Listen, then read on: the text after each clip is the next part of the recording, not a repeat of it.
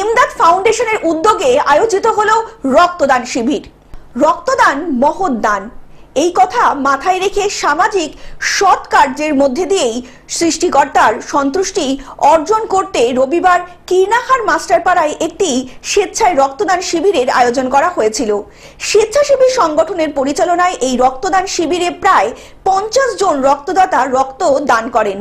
মূলত থ্যালাসেমিয়া রোগীদের জন্য রক্তের ব্যাপক প্রয়োজন পড়ে। এছাড়াও বর্তমানে রক্তের ব্যাপক চাহিদা রয়েছে প্রসূতি ও মুমূর্ষু রোগীদের জন্য, কিন্তু বর্তমানে সচেতনতার অভাবেই মানুষ রক্তদান না করার জন্য বিভিন্ন সময়ে রক্তের অভাবে নানান সমস্যা সহ নিত্য প্রয়োজনীয় অসুবিধা হচ্ছে রোগীদের, এবং সেই সকল রোগীদের কথা মাথায় রেখেই ইমদাদ ফাউন্ডেশনের উদ্যোগে রক্তদান শিবিরের আয়োজন করা হয়।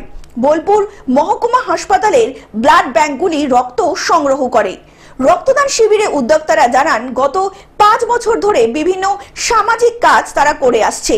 গরিব মানুষদের পাশে থাকা, জটিল রোগীদের পরিবারকে আর্থিকভাবে সাহায্য করা, খাবার বস্ত্র বিতরণ ও বন্যা কবলিত গ্রামের মানুষদের বিভিন্নভাবে সাহায্য করে আসছে এই ইমদাদ ফাউন্ডেশন। কিন্তু সেই কাজ আরো বৃহত্তরভাবে করার জন্যই উদ্যোগ নিচ্ছে ইমদাদ ফাউন্ডেশন।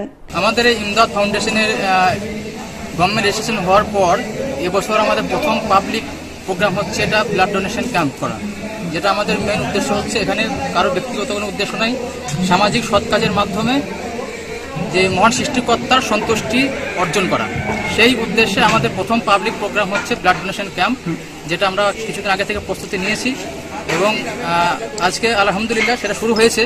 এবং এটাকে যাতে আরও সুন্দরভাবে এটাকে পরিচালনা করা যায় সেজন্য গ্রুপের মেম্বাররা অক্লান্ত পরিশ্রম করে চলেছেন গত 1 সপ্তাহ ধরে, এবং তাদের কয়েকজন আমরা এখানে দাঁড়িয়ে আছি, কিন্তু আমাদের চারিপাশে আরও অনেকজন কাজকর্ম করছেন।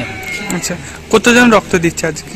আমাদের প্ল্যান আমরা প্রথম ইনিশিয়ালি 30 জন নিয়ে রেখেছিলাম, কিন্তু জনগণের যে সারা দেখতে পাচ্ছি যে এটা জনগণের যে সারা সেটা আমরা দেখতে পাচ্ছি যে এটা আমাদের ইনশাআল্লাহ 50 কাছাকাছি আমরা করতে পারবো। আচ্ছা, মানে প্রায় 50 জন। হ্যাঁ, প্রায় 50 জন এটা হয়ে যাবে, কারণ জনগণ আমাদের সাথে আছে এবং অনেকে সারা দিচ্ছেন আমাদের এই কাজের প্রতি, কারণ এটা আমরা এই প্রথম করছি, কিন্তু জনগণ আমাদের সাথে ভালো সারা দিচ্ছে, এটা 50 কাছে পৌঁছে যাবে ইনশাআল্লাহ। বীরভূম থেকে কার্তিক ভান্ডারীর রিপোর্ট, গ্লোব নিউজ। এখন থেকে গ্লোব টিভি দেখুন আপনার স্মার্টফোনেও। গুগল প্লে স্টোর অথবা অ্যাপল স্টোর থেকে ডাউনলোড করুন গ্লোব টিভি লাইভ অ্যাপ। এছাড়া জিও টিভি অ্যাপ থেকে দেখুন গ্লোব টিভি লাইভ।